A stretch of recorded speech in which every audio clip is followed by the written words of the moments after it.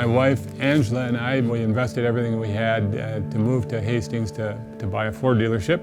And there was a time here in my life, in our marriage, that I got so engulfed in making sure the business was successful that I probably put everything else in my life on hold in some fashion or another, and especially our marriage. And so that was the time when she really shared with me that if we didn't get help, she was going to leave.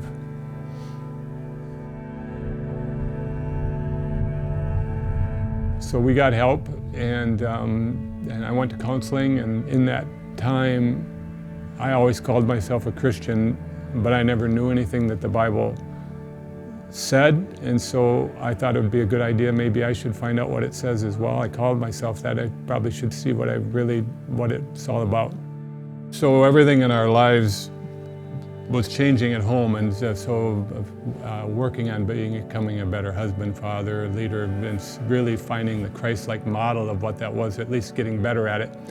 And then there was this chasm, and coming to work, it was this for-profit business, and it was just like it was two different worlds, and it was really tearing me up, really, and to the point of that I really felt like it was, maybe this wasn't where I was supposed to be. And then someone along the way, when I was sharing my struggles, they asked, did you ever think that you have your mission field right under your nose, right where you go?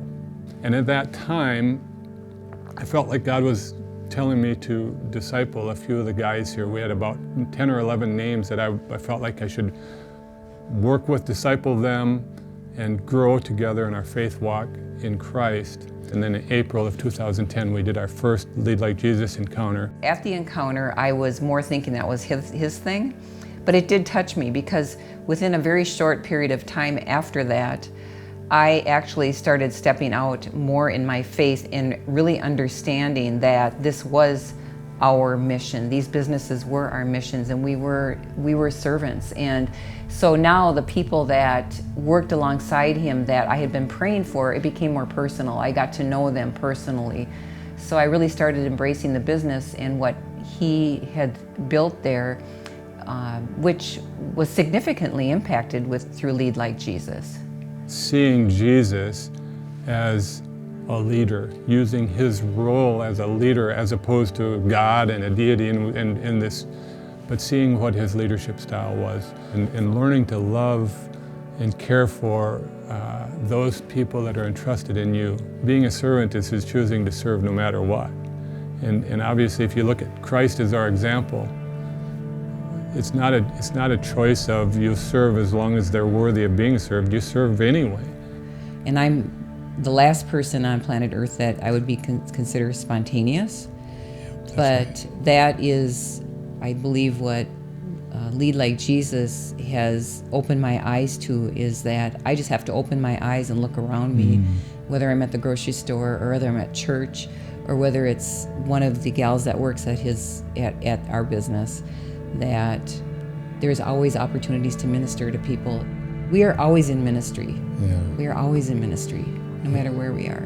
I believe one of the things I've seen, even through Lead Like Jesus and through this transformation, I believe that if we're going to see transformation, it's going to happen in the marketplace. Lost people, broken people, generally aren't finding their way to a church on Sunday morning. They're finding the way into the marketplace. They buy cars and they do other things. And if we can, in those environments, invite them into a relationship with Jesus and show them that you can live differently, then I believe transformation can happen everywhere.